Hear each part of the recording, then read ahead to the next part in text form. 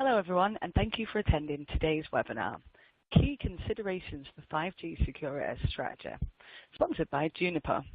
Before we begin, I wanted to cover a few housekeeping items. On the left-hand side of your screen is the Q&A. If you have any questions during the webcast, you can type your question into the Q&A box and submit your questions to our speakers. All questions will be saved, so if we don't get to answer you, we may follow up via email.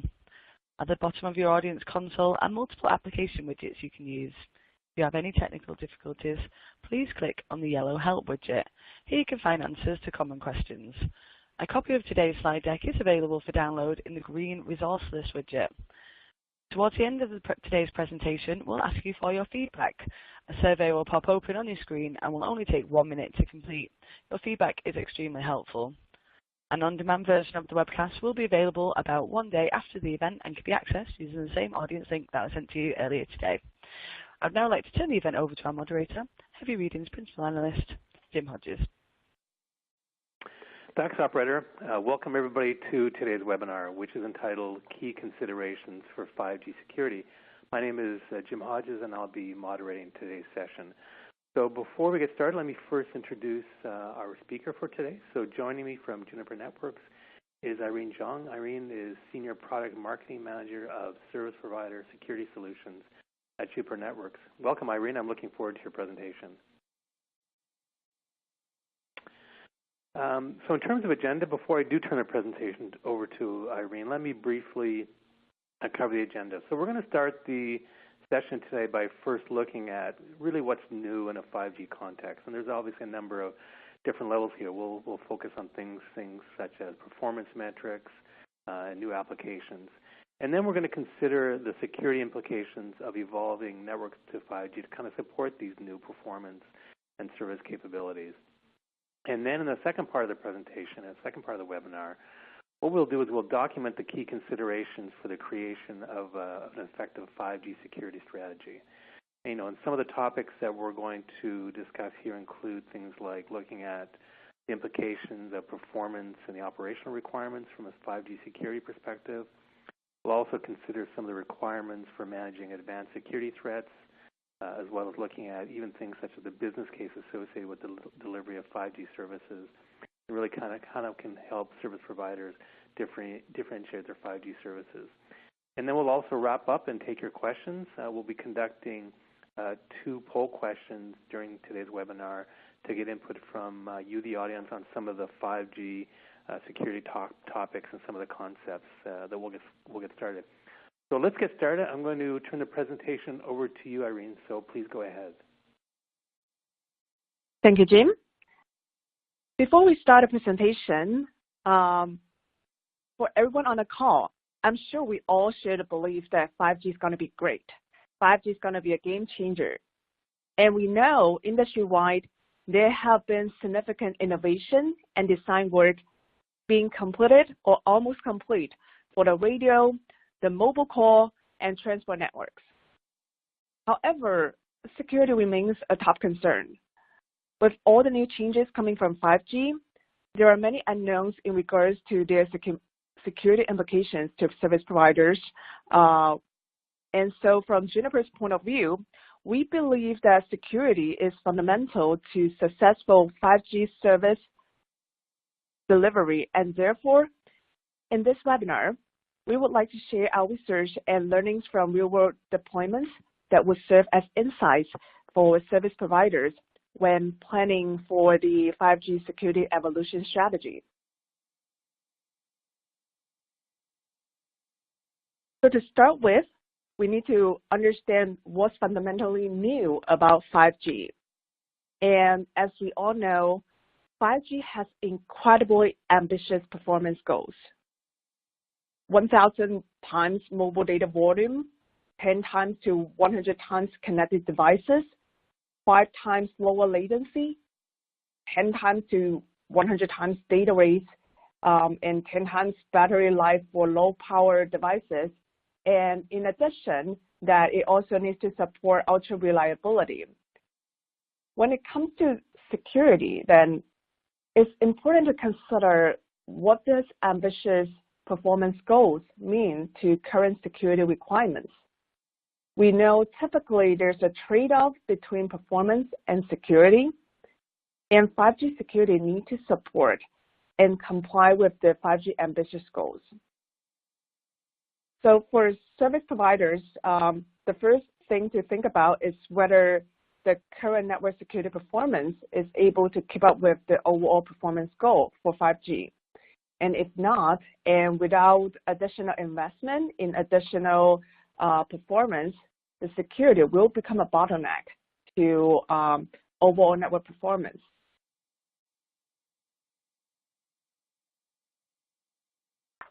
And compared to all previous generations, 5G is the first mobile architecture designed to support multiple diverse use cases.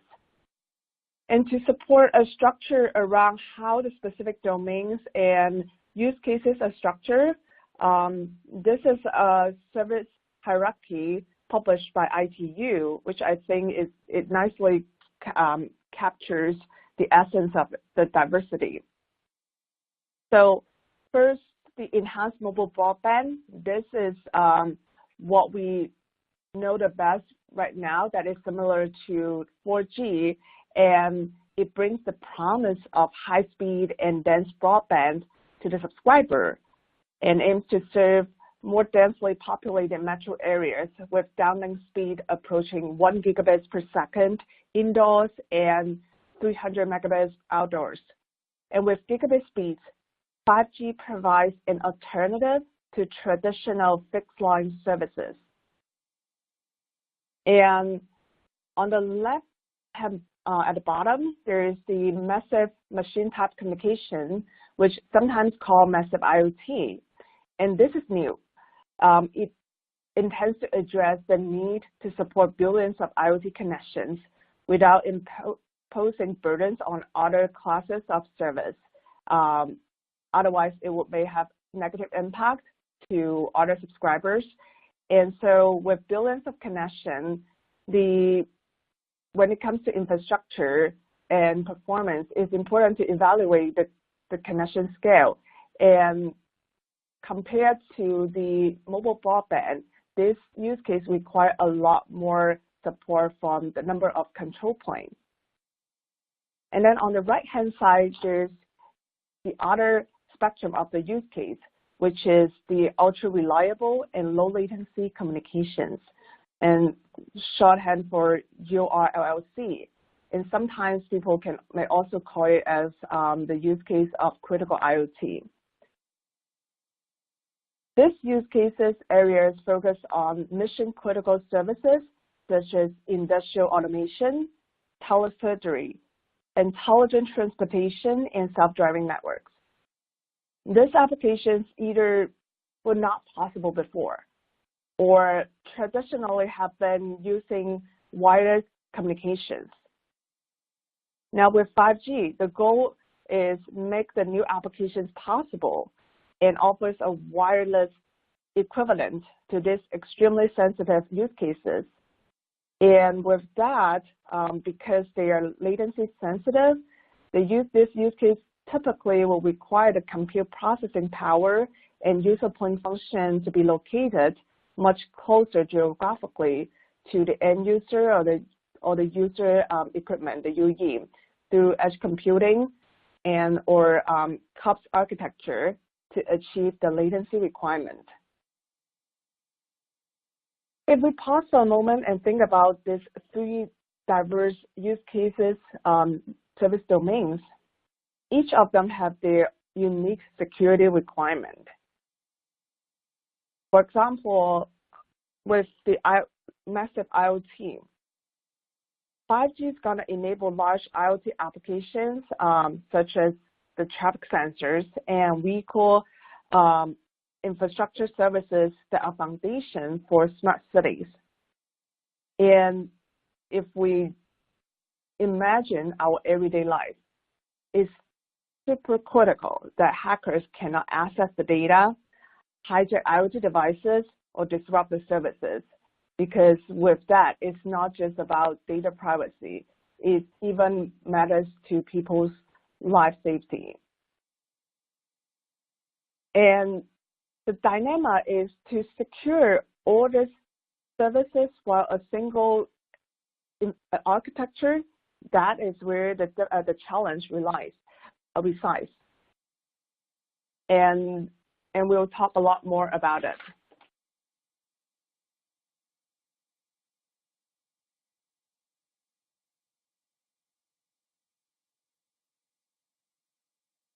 We talk about the 5G goals, and we talk about the diverse use cases, which are fundamentally new compared to previous generation.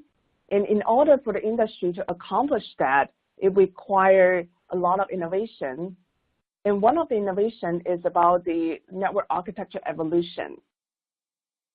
And from this slide, we can see some of the key architecture evolution from 4G to 5G. Specifically, there are two sides.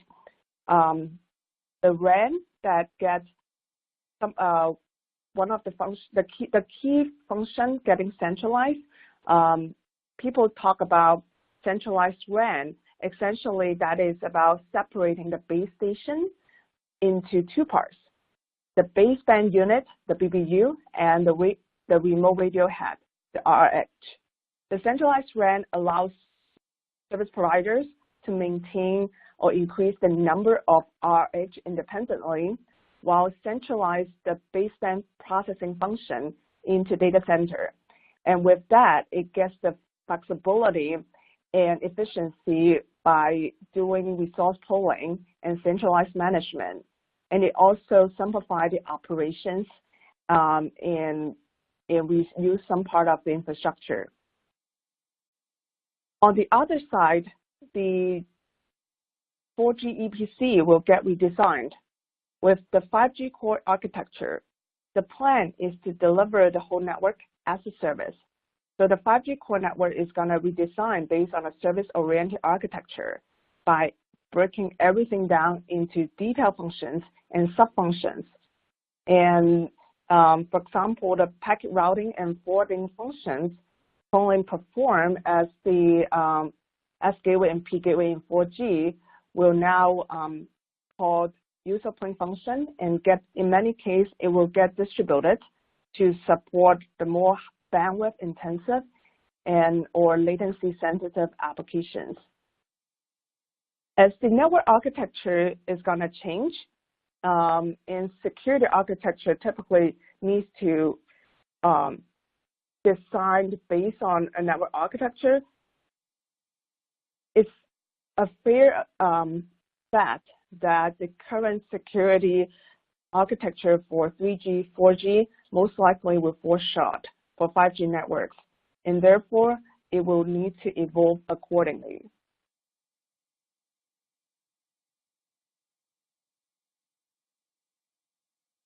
And we also hear for the architectural innovation, and if we go to conferences and listen to other webinars over the past several years, we all hear the exciting new technologies like SDN, software-defined networking, NFV, network function virtualization, and then CUPS, control plane, user plane separation, MEC, multi-access edge computing, and network slicing.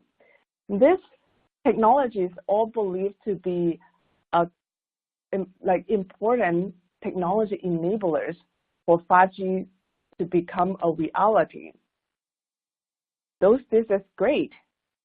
Now, the issue is, as we are familiar with technology, typically when new technologies are introduced, it also not only brings the good stuff, the benefit, but there are also certain things that were not considered before.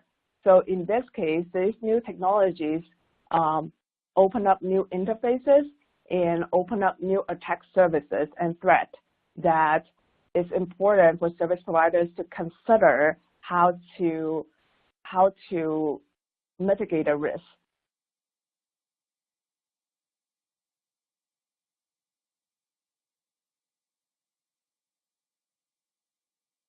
Okay, thanks, Irene.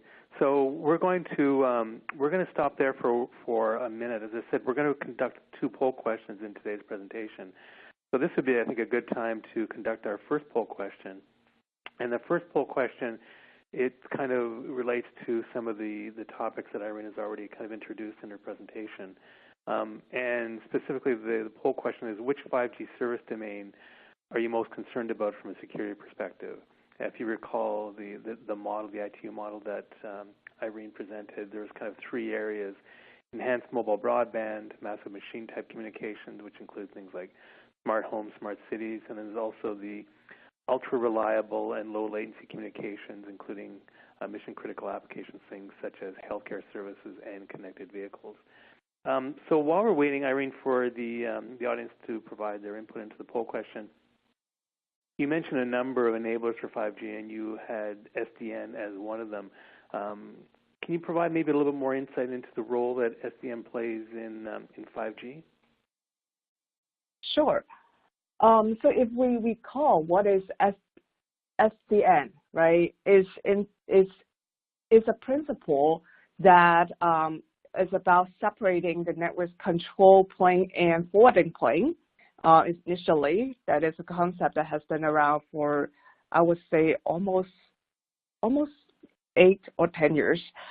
Oh no, actually, it's at least more than 5 years.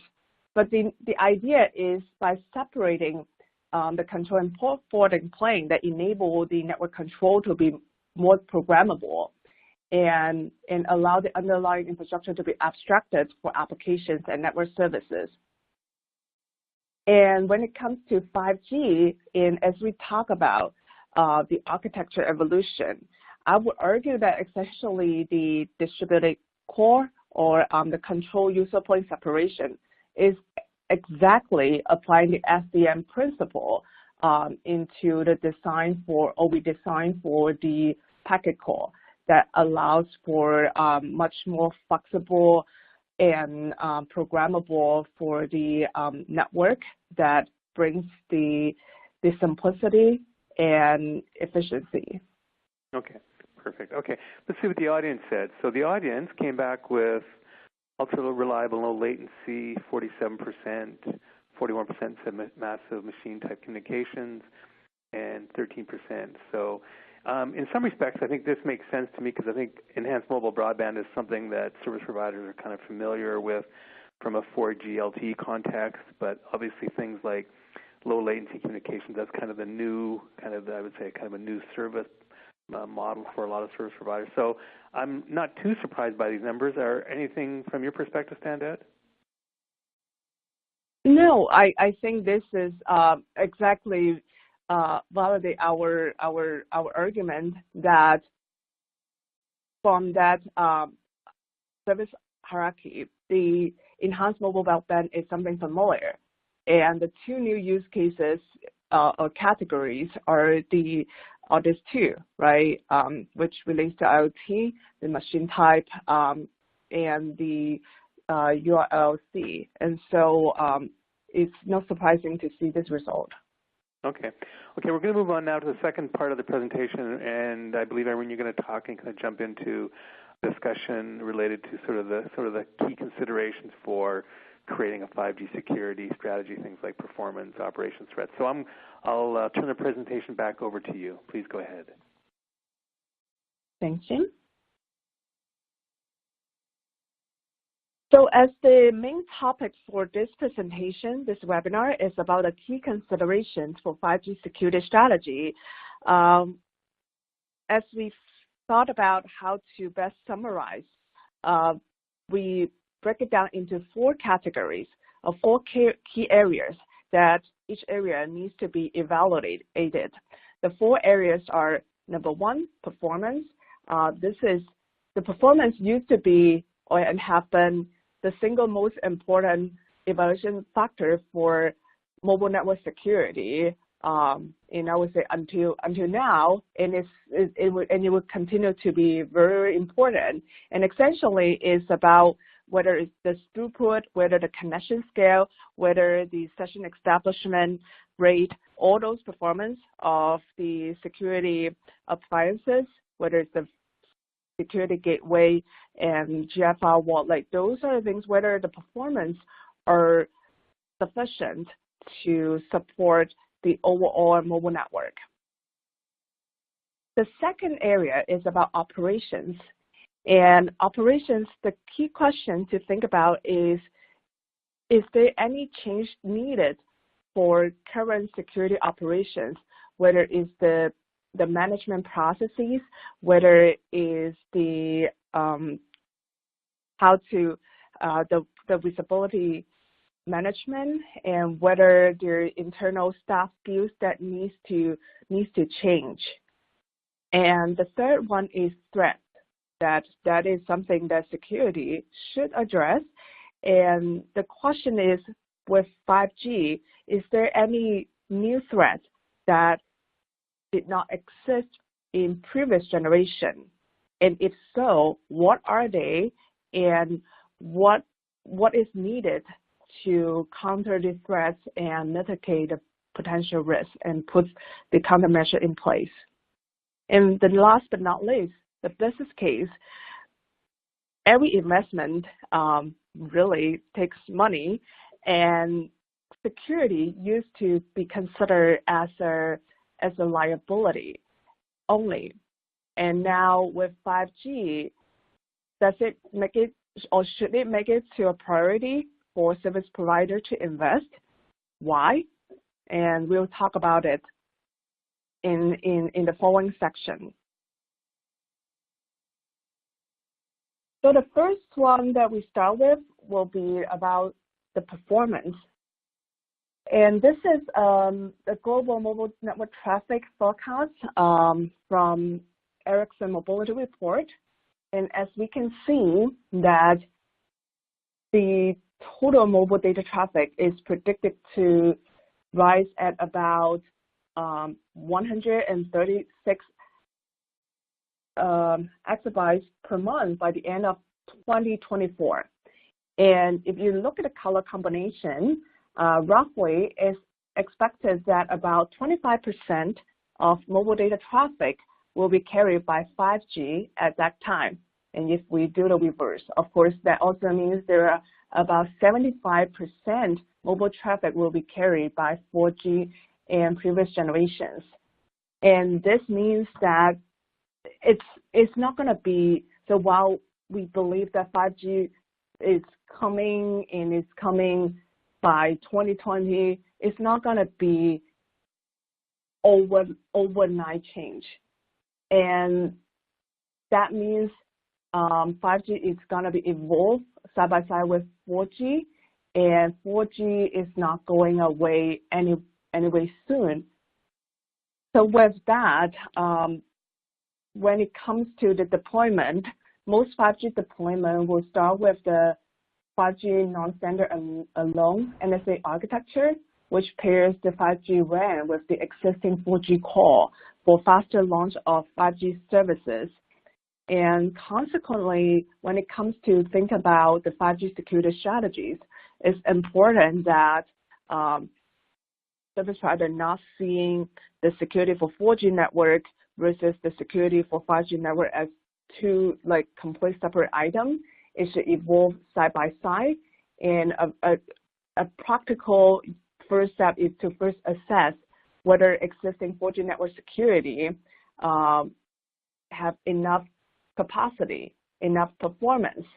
And on a product level, use case level specifically, that things like the GI or SGI firewall, the security gateway, the roaming firewall, those areas need to be assessed in terms of throughput, connection scale, session establishment rate, etc. All those performance, whether they are ready for the increase in network capacity from 5G NSA. And without the investment, then security will become a bottleneck.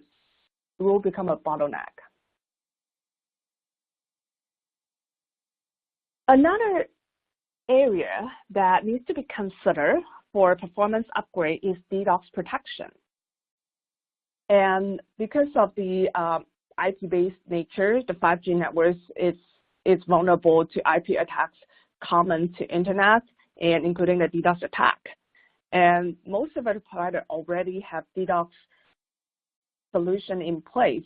But the question is whether the capacity is enough, and with capacity, is it a good idea to simply add capacity to using legacy approach, or is it time to evaluate a new approach?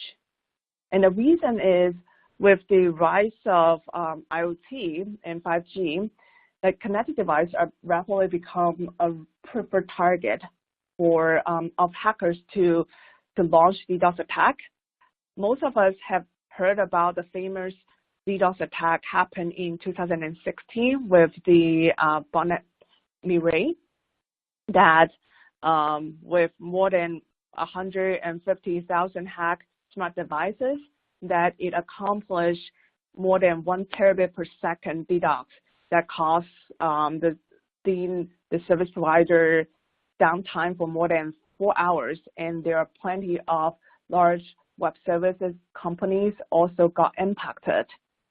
And since then, there are variants of MEC got appear, and it's getting more sophisticated and harder to defend. Essentially, the Terabit-Scale DDoS is now become the new normal. And if we think about how it relates to 5G, is that 5G promised to get everything connected faster. And that means that each connection the pipe gets fatter and bigger. And that means that it will increase the available bandwidth that hacker can potentially leverage and use for DDoS. And as the volumetric DDoS grow in terms of the magnitude, the frequency, the sophistication, traditional defenses for DDoS like out-of-band scrubbing center and manual intervention probably is inadequate, and a core issue is really, I would say, the cost. For those that are less familiar, the way scrubbing center work is that when an incoming attack is identified, usually through periodic sampling of network traffic threshold and human intervention, all traffic gets diverted to a specialized data center whose the function there is to inspect every packet, remove the attack content, and then send the clean data packets back to the service provider network. This is really costly because the network resources and also human work involved in rerouting so much network, and the price or the cost typically associated with the traffic volume. And as the attack traffic now gets to Terabit-Scale, it gets really unsustainable using this way. And so luckily, the industry actually have quite some new innovation, and our recommendation is that service provider should consider adopting a new modern DDoS protection approach that leverage the IP network as part of the solution and as the first line of defense against the volumetric DDoS attack. For example, Juniper has partnered with Correro and developed a joint solution for DDoS just like this. And for customers,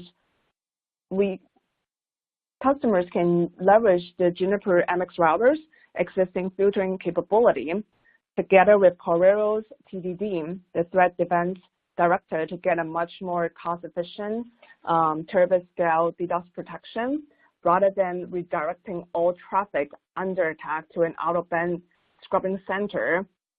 The new approach from us helps reduce the DDoS traffic, and because we leverage the existing edge router with MX, and also we've shown that with most of the operations are automatic without any human intervention, so the overall TCO is much, much lower.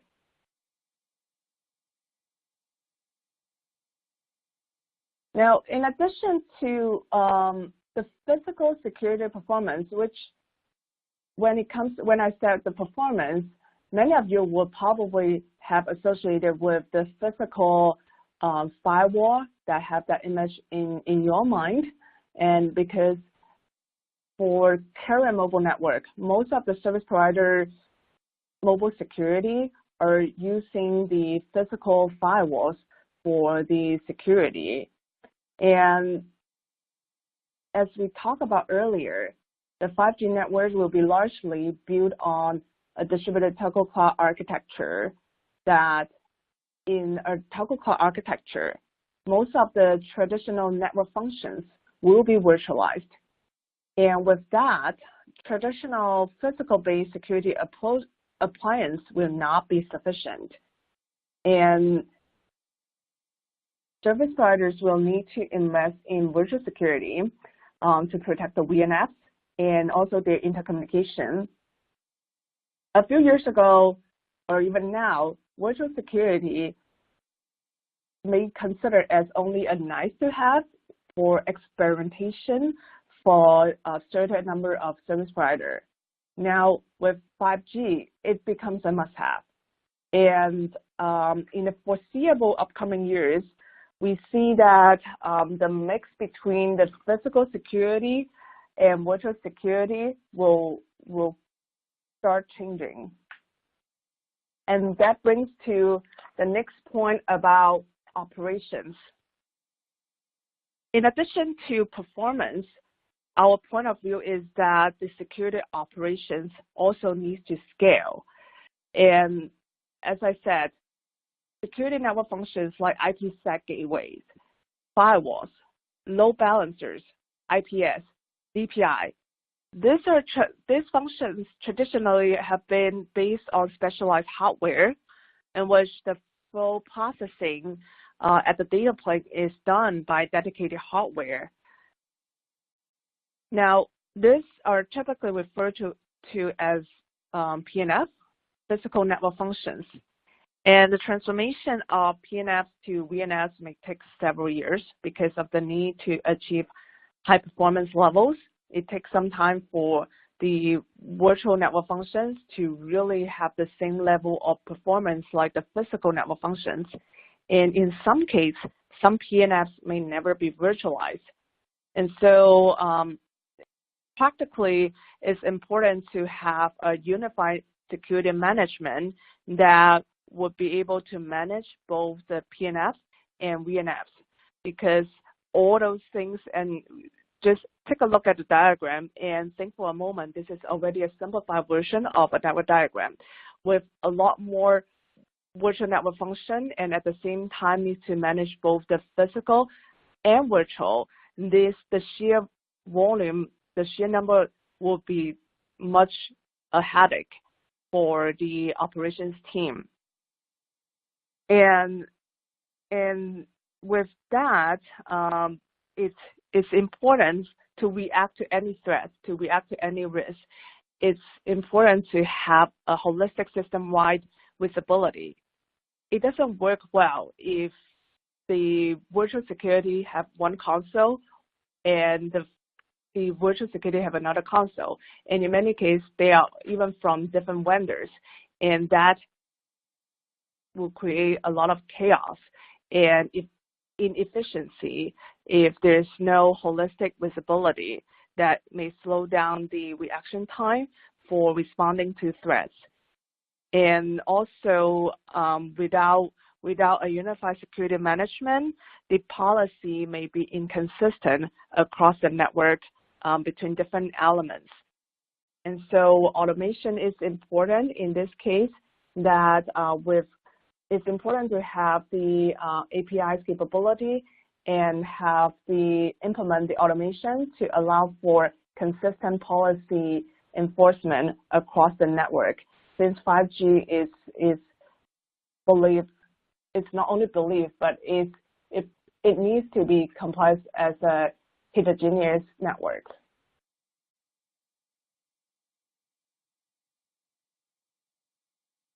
Moving on, in the next several slides, I will talk about 3 important enabling technology: MEC, CUPS, and network slicing. Briefly, what it is and what are the attack services or threats that it brings. So to start with, MEC. So MEC stands for Multi-Access Edge Computing, And edge computing essentially is an evolution of cloud computing that enables the application hosting and data processing to move from centralized data centers to the network edge, closer to the mobile application. And MEC started before it called multi-asset. It started as mobile edge computing that initially and primarily still is aiming to transform the mobile edge of service providers to offer the application developers and content providers the cloud computing capability and environment that they can run third-party applications. The primary goal of MEC is to reduce network congestions and improve application performance. There's an industry body in SC that has defined a set of technical standards for MEC. And MEC naturally is I would say is a quite a new enabler in a sense that it allows the software applications to tap into the local radio network information and conditions so that it can optimize their performance.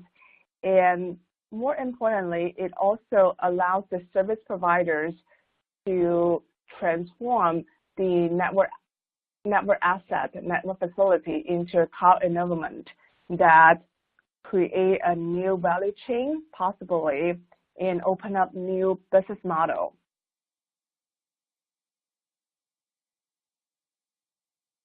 Unfortunately, the diversity of the MEC environment introduced a variety of new vectors that malicious attacks and privacy issues could possibly arise. If we look at the diagram, a likely model is to run the MEC application.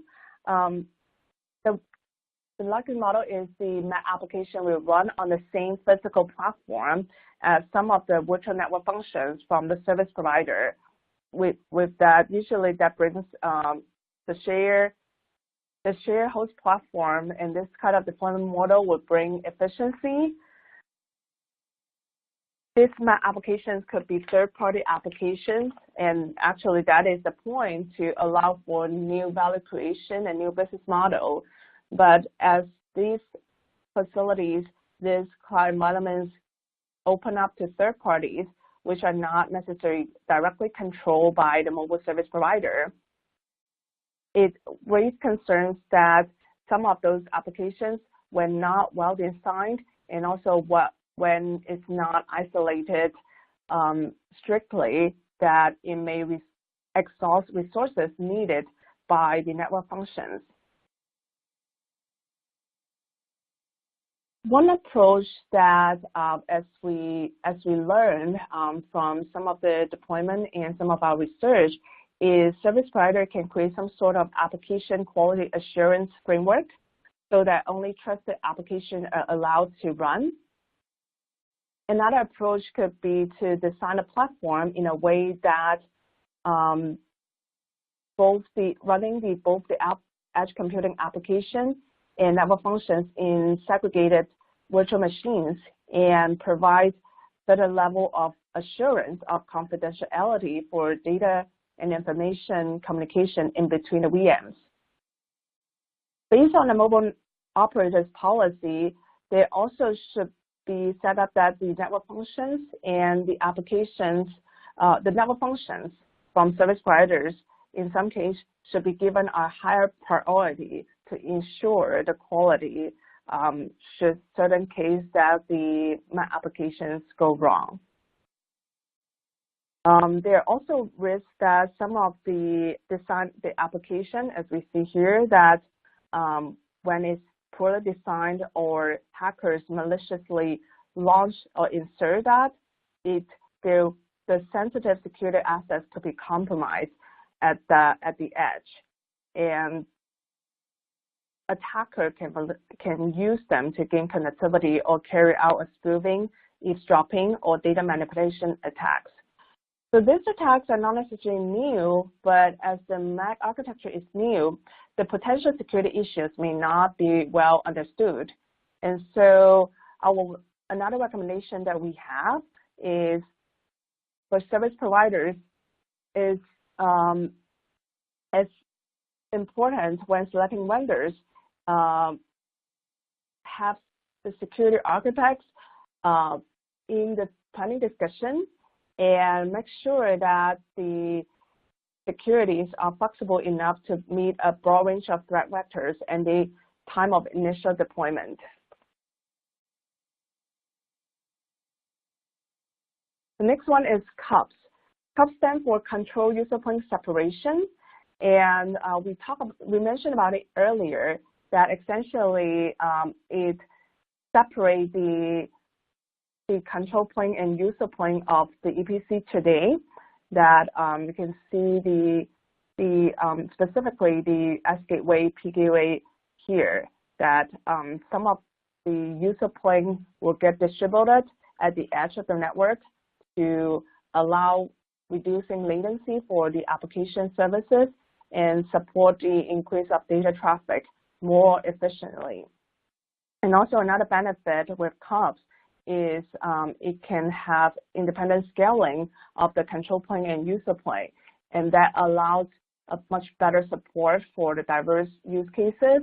For example, the number of control planes for massive IoT applications should be much higher, but the number of user planes for massive IoT is less so, isolated, versus for the enhanced mobile broadband and critical machine type communication, or URLC, that is where the user plane needs to get much closer to the edge of the network.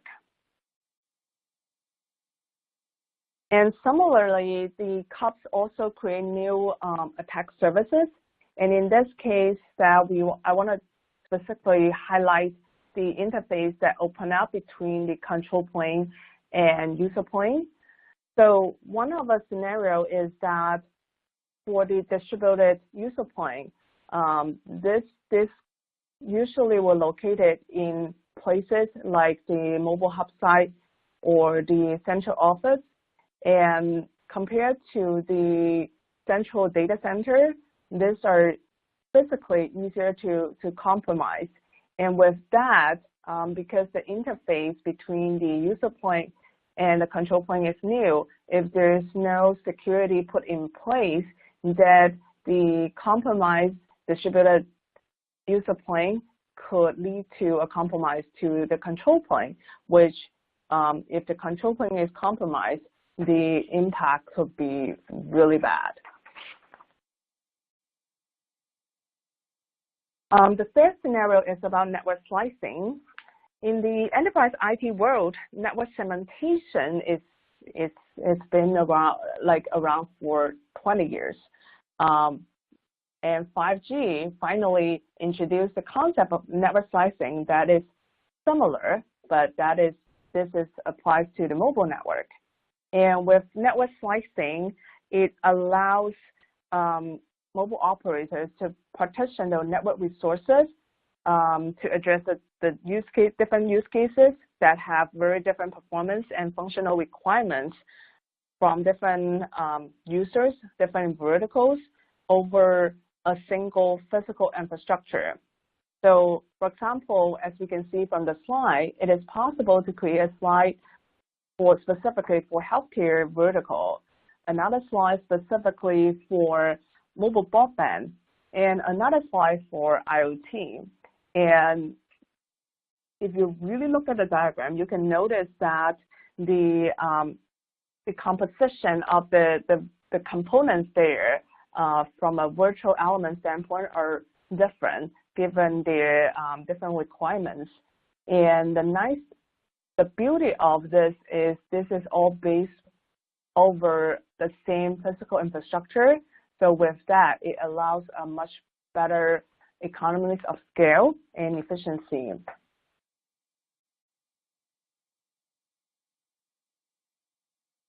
Now, as different slides are offering different services, and these services have different requirements, then it's important that the security support from a multi-tenant support and also the ability to do customization. For instance, here is a slice exhaust attack scenario. In this case, the attacker could potentially access one network slice that could have a lower level security. For example, a slice for consumer compared to, and that the lower security is compared to the security measures for industrial IoT, for example. And with that, the malicious attacker may exhaust the resources in this slice, and because while they are virtually isolated, if the resources are common to multiple slices, there still could be a possibility that it can cause the denial of service to other slices or cause service degradation. And so it's important that when designing for network slicing, there should be a baseline security levels in all slices. It shouldn't be a reason that for certain slices that require less resources and certain performance constraints that become a reason for lower security. There should be always a baseline security levels for all slices that secure the overall network. And then there should be an adequate isolation of slices. And when it comes to a UE assessing multiple slices, when UE assess another slice, there always should be a re-authentication so that it avoids the incidents for a malicious attacker gain access to another higher security or higher critical slice.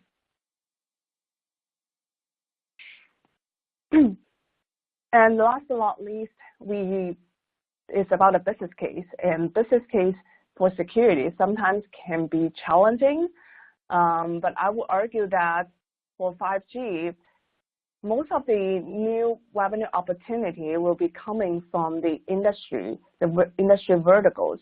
And if we look at the list of the industry verticals, industries like energy and utilities, manufacturing, healthcare, automotive, these are the industries that usually have a lot more stringent security requirements and reliability. And that's why historically many of the companies in these verticals have been prefer building their own private networks and instead of using the connectivity offered by service providers. And according to research here, that the opportunity, while the opportunity is big, if service providers are not able to address the security concern from these industry verticals, then the potential stay as potential and will not be realized.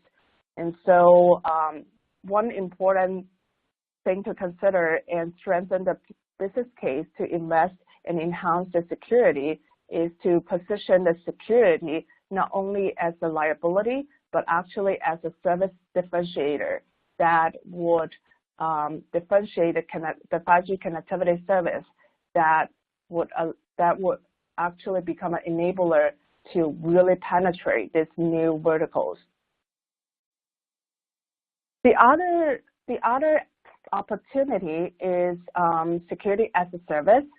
And as we can see, the IoT is actually the new use cases compared to the mobile broadband.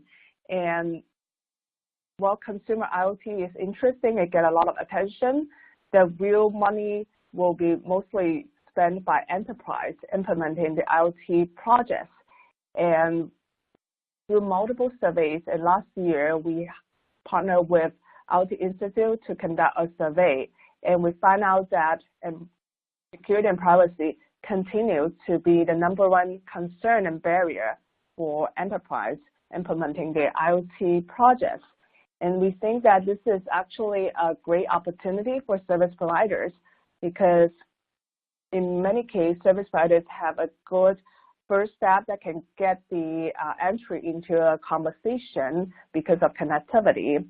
And while the revenue for connectivity for IoT is sizable, it's much less of a pie compared to other value-add services.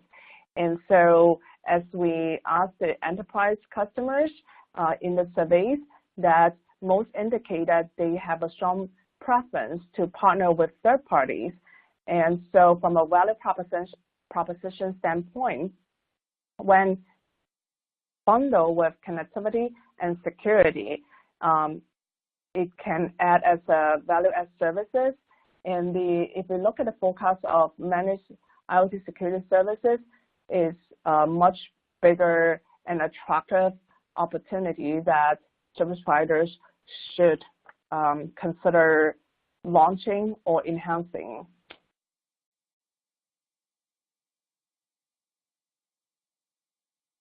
Okay, thanks, Irene. Interesting presentation. So we're going to, before we wrap up, Irene's going to provide an overview of Juniper Network's 5G security solution. Before we do that and take your Q&A, we do want to stop and conduct our second poll question. And the second poll question kind of relates to some of the topics that Irene's already presented. And she had a slide that showed kind of the opportunities or revenue-generating opportunities from a 5G security perspective in terms of different segments. So we want your view from the audience on which market segment do you believe will generate the greatest level of 5G security revenue? Is it manufacturing, energy and utilities, public safety, healthcare, transportation, or financial? Obviously, these are all kind of key and important segments in 5G, but we'd like to get your view from you, the audience. And also, Irene, while we're waiting here for the audience to give their input, you had a slide where you presented a RAN distributed attack scenario. And I think this is, one of the interesting things I took away from your slide is that in that slide you showed that it's not just simply a matter of having distributed and centralized core. What's also now possible is you can actually, in some cases with a 5G architecture, it becomes possible you can actually have the user plane distributed while the control plane part might even be still centralized, or you can do it in kind of even reverse. So to me, that adds a lot more opportunities to potentially kind of do damage if you can breach one of those, if a bad actor can breach one of those or both at the same time. There's a lot more opportunity to, I guess, get access to the network, but also to kind of do damage at multiple points in the network, which would obviously have much greater impacts in terms of the impact of an outage. Would you agree with that? I would say so, and I think there are definitely additional vulnerabilities that could happen with the new architecture because of those control plane, user plane kind of before they were integrated and now they get separated, which create a new interface, and therefore it has a new attack service that hackers can leverage. Now, this is, but how much the damage could be or how much the risk could be would depends on the preparation, I would argue, because okay. That is actually the reason why we emphasize and present in this webinar to bring the awareness that certain actions could be taken. The attacks and those things are not necessarily very new or sophisticated, but if there's no awareness and no kind of really plan to address that, then it will be a big risk. Okay. Let's see what the audience said here. So the audience said, interesting, financial number one, and second was healthcare, and then energy, public safety, manufacturing, transportation. Any sort of surprises here from your perspective? No, I think I think it's more. I'm a little bit surprised that the manufacturing is ranked the lowest, but other than that, I'm not that surprised for others that are pretty evenly distributed. Right, I agree. I thought manufacturing might be a little higher. Okay, so we're going to wrap up here. So I'm going to push out your next slide, and you're going to provide an overview of Juniper Network's security strategy, and then we'll wrap up and take Q&A. So please go ahead, Irene. Sure. So this slide provides a high-level summary of Juniper's 5G strategy. Start with the converged IP transport. This supports multiple services from access to metro aggregation to call. And this is also where the end-to-end network slicing comes in that allows the move to a common IP-based network to deliver the significant economies of scale. And the thing that I want to highlight is Juniper has partnered with Ericsson, and we've seen service providers who are looking to deploy the 5G-ready networks are now turning to us to deliver the required transport infrastructure, the operations, and service delivery solution that they need to remove the complexity and ensure the ease of use. And then on top of the converged IP transport, we also believe that it's important to not only to help service providers to transform. And so you can see the edge cloud highlight here that actually the telco cloud that support both the distributed edge deployment model and the centralized cloud model. And essentially the idea is by leveraging the Contrail stack that service providers can have an easy button to transform the existing facilities, the existing assets into cloud environment that allows them to offer new services faster and also opens up and experiment new business models that work with third parties. And then on top of that, because of the virtualization, because of this aggregation, with so much sheer volume of elements, physical and virtual, it's important to have a common platform for analytics, telemetry, orchestration, and management.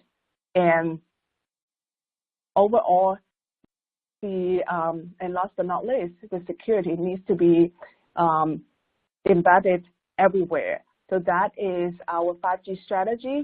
And as a quick down, our security portfolio is really focusing on scale, protect, and monetize that help service providers to address the security concerns and potential issues that we mentioned here. I know we have about 2 minutes left. So to wrap it up, here is the main summary of the key considerations for 5G security strategy. So number one, we talk about performance and operations. Both the security and performance and operations need to scale. Number two is with the network architecture evolution and new enabling technologies, they can open up new attack services. While those are not necessarily the risks and attack methods are not necessarily new, it does raise awareness that service providers should have plans in place to address those new threats. And third is, instead of positioning and seeing security as a cost center in the 5G era, it's important to position security as a service differentiator and revenue enabler. And that would be the most important business case that would bring the security value to enable the successful value proposition of service providers' overall 5G offering. Okay, thank you, Irene. Okay, we're going to stop the presentation there. We're going to have time, I think, for maybe 1 or 2 questions and answers. But as the operator said, we just pushed out a URL for you, the audience, to provide us feedback. If you can take the survey, that'll help us plan for future sessions, future sessions going forward. So a couple of questions. I think we have time for at least 1 or 2. One interesting question here kind of relates to how does security change between non-standalone versus standalone core? Obviously, you talked about that as a scenario in 5G. Kind of at a high level, how does that change, do you think, Irene? So with the the non-standard alone, that is where, as I mentioned, that is it needs to evolve with the current 4G security. So like that start with the existing security gateway, the GI firewall, the roaming firewall. Those are the things that needs to kind of start with the performance upgrade, and then along with that to add the new interfaces that opens up from the 5G core. So that creates like a mix instead of a clean cut that if you start with 5G core that without the NSA, then some of the previous security placement that you could have less concern. Okay. But usually in a world it's not that clean cut. Exactly. Okay. Okay. Thank you, Irene. Excellent presentation. So we're going to have to leave it there. So again, I'd like to thank Irene from Juniper Networks for creating the content and for presenting today. And I'd also like to thank you, the audience, for attending our session today. So for light reading, this is Jim Hodges. Again, thanks to everyone who attended and participated in the poll questions, and we hope to see you again soon. Thank you.